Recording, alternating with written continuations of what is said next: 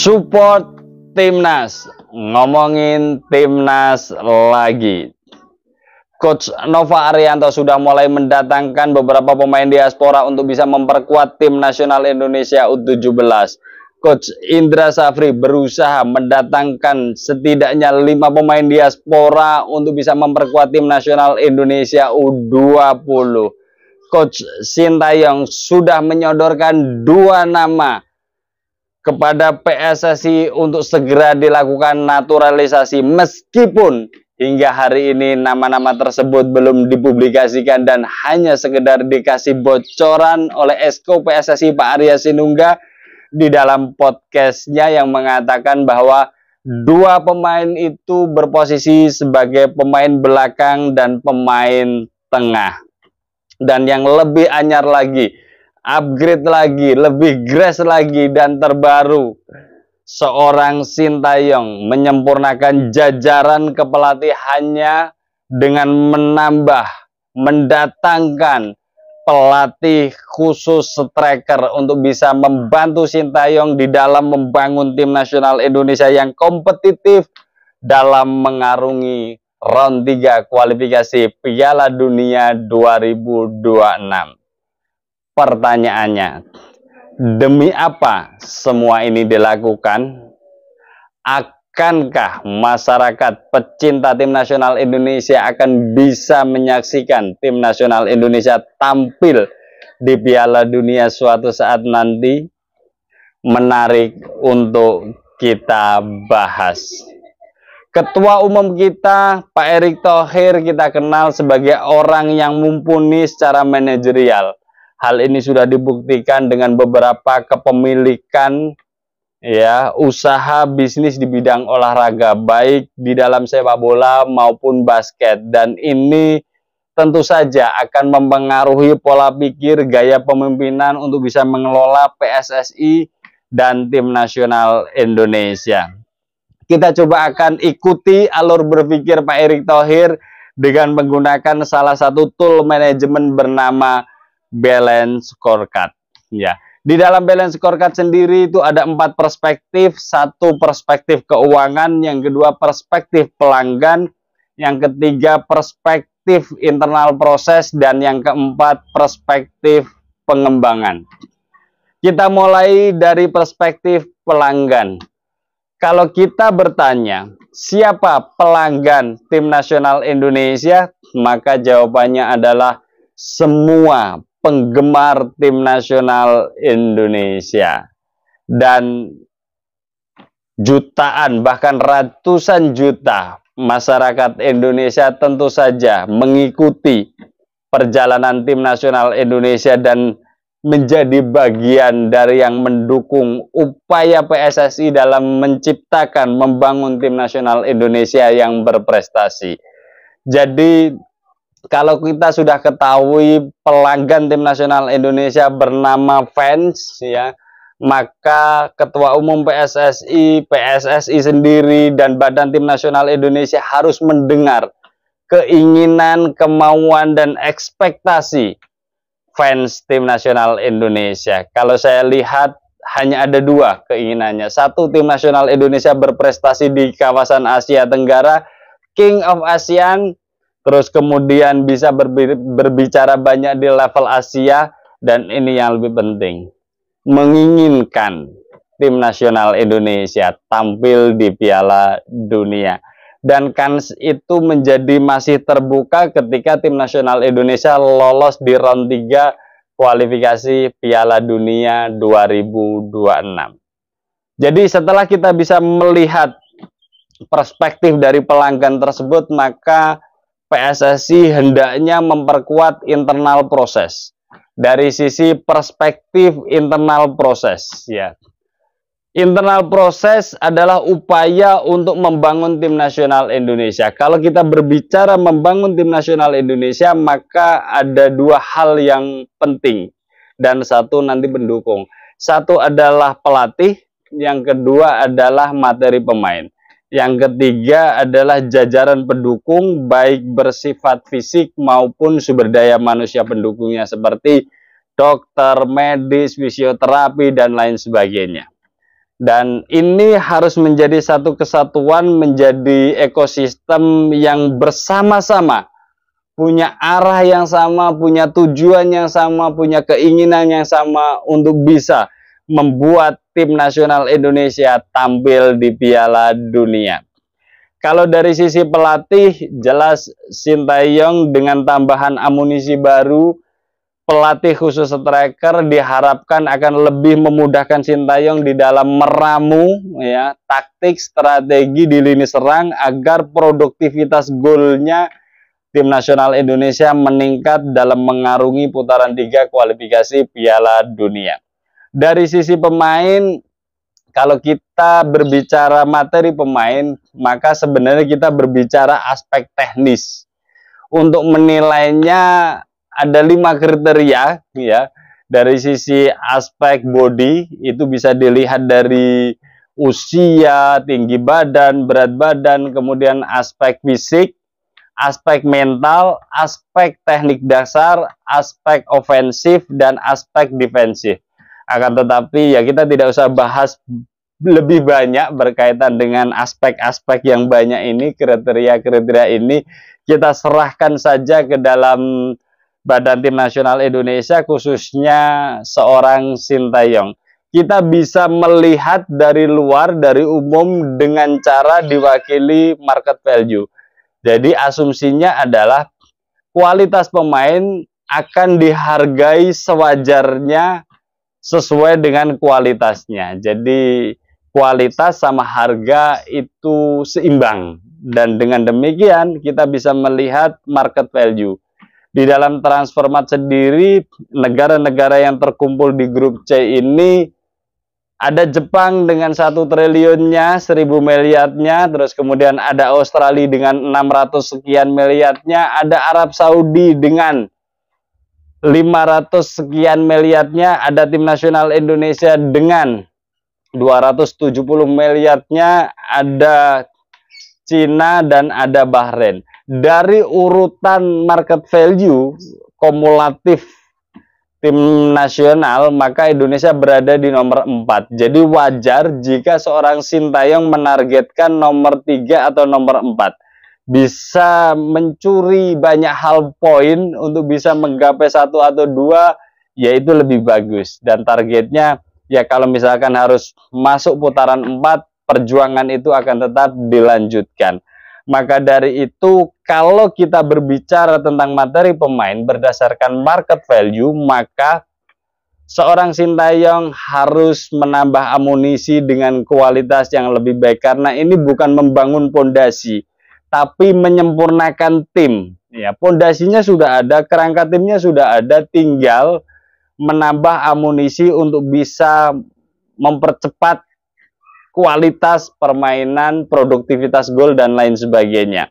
Dari situ kita akan bisa lihat bahwa market value bisa menentukan semuanya. Jadi kita juga bisa melihat sebenarnya perjalanan tim nasional Indonesia di akhir-akhir ini dengan mendatangkan pemain naturalisasi dengan market value yang semakin hari semakin tinggi. Sebut saja Tom Hayel 52 miliar, Kelvin Verdong 43 miliar, Jay Itses 43 miliar, dan sebagainya.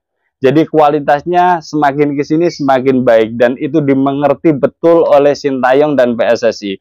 Maka 2 pemain tambahan yang diisukan, dikabarkan oleh Pak Arya, harusnya market value-nya juga up to 50 miliar. Kalau ada 2 pemain belakang dan pemain tengah, ya gambarannya sebenarnya sudah kelihatan nama-nama yang beredar, meskipun Pak Arya bilang ini nama-namanya nggak beredar. Kita tunggu saja update-nya. Tapi poin pentingnya adalah kualitasnya harus lebih baik karena ini menyempurnakan tim.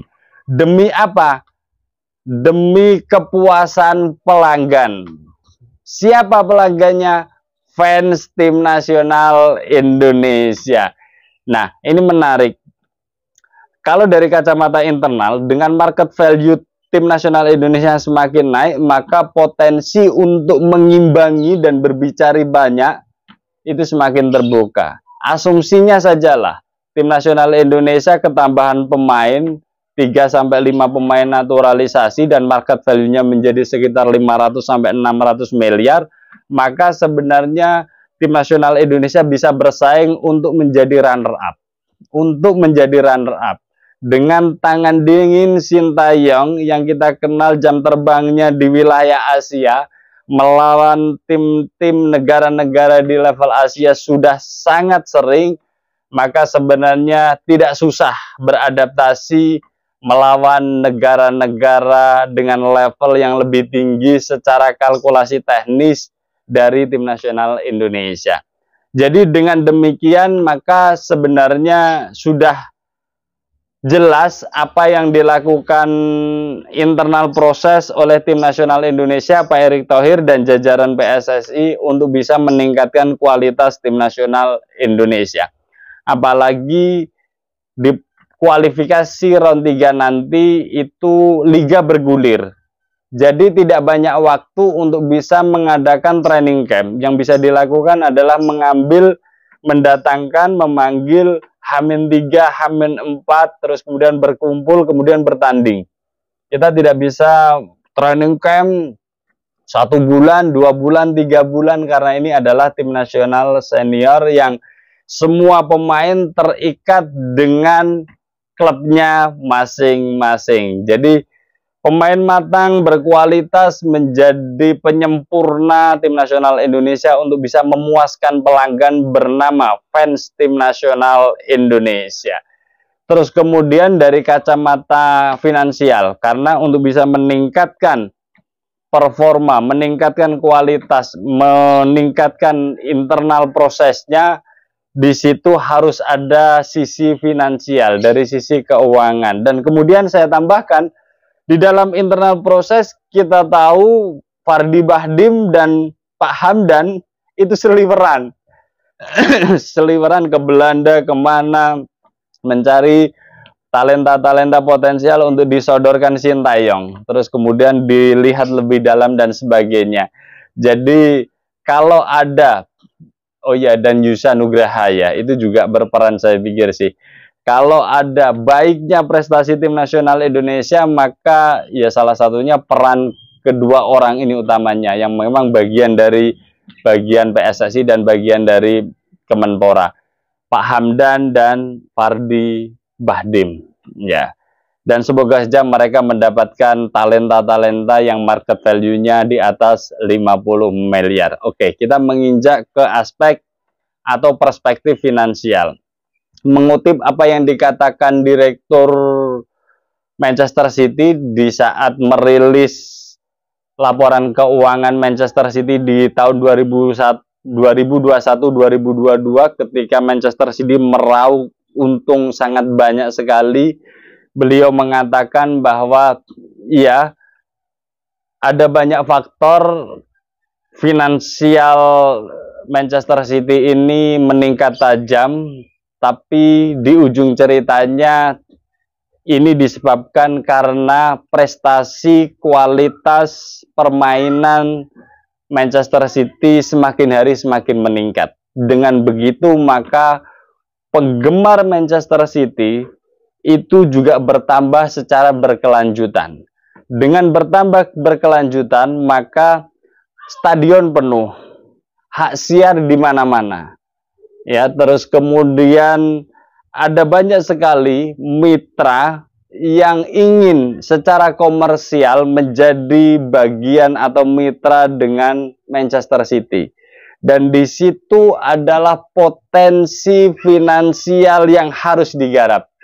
Mengutip kalimat tersebut, apa yang disampaikan Direktur Manchester City, maka ini bisa dikonversikan ke dalam tim nasional Indonesia.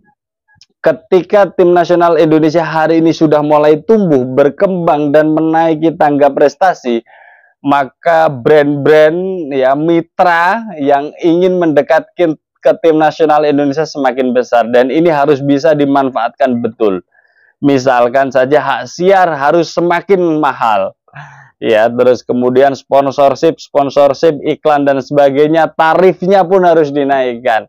Bahkan ya sempat menjadi pro dan kontra, akan tetapi ini bagian dari gotong royong ketika tiket tim nasional Indonesia naik signifikan di 2 pertandingan terakhir, maka tentu saja dalam upaya memperkuat internal proses agar lebih berkualitas, ya, apalagi kalau kita menghadapi salah satu isu tentunya di internal proses bagian dari persiapan pertandingan, di mana stadion nanti pada tanggal 15 Oktober Stadion Cina Nanjau di Mato, ya, dan di situ kalau kita menggunakan pesawat komersial maka perjalanannya sekitar 30 jam, 2 kali transit di 2 negara, maka satu pilihannya adalah mencarter pesawat. Di situ dibutuhkan kos operasional yang jauh lebih tinggi.